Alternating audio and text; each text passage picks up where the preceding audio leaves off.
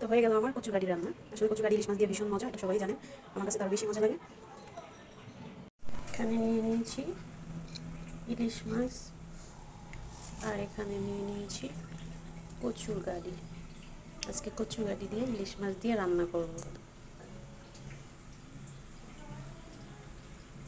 আমি এখানে পাতিলটা বসিয়ে দিয়েছি।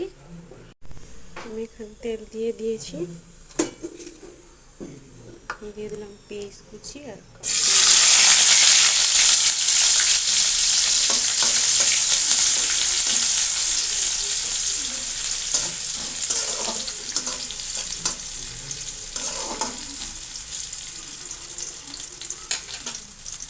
আমি কষার উপর দিয়ে দিলাম হলুদ গুঁড়ো,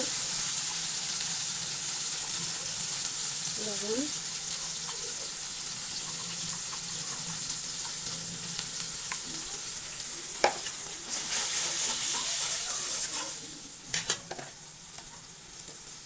দিয়ে দেবো মরিচের গুঁড়ো, যে যেমন ঝাল খান এই জন্য।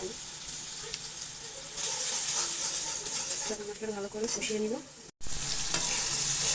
মশলাটা ভালো করে কষিয়ে নেব যাতে হলুদ মরিচের গন্ধ না থাকে। অনেকে ইলিশ মাছের সাথে আপনার জিরা দেয়, তো জিরা দিলে দেওয়া যায়, আদা রসুন এগুলো আসলে না দেওয়াটাই ভালো।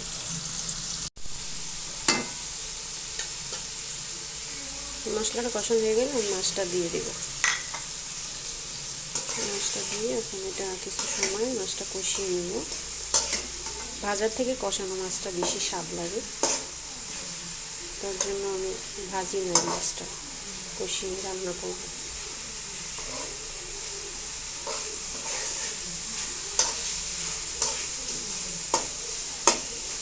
আসলে ইলিশ মাছ এমন একটা মাছ মানে সিদ্ধ করে খাওয়া যায় এরকম।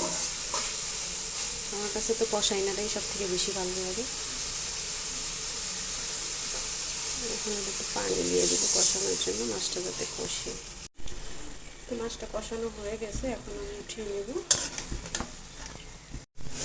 আমি কষিয়ে গাড়ি দিয়ে দিব, কষিয়ে নেব যাতে সিদ্ধ হয়। তো এটা কষানো হয়ে গেছে, পানিটা দিই না, ঝোলটা মানে এটা কষানো হলে পানিটা দিয়ে দিব। পানি দিলে এগুলো আসলে সিদ্ধ হয়ে যায় তাড়াতাড়ি, যে অনেকটা সিদ্ধ হয়ে গেছে।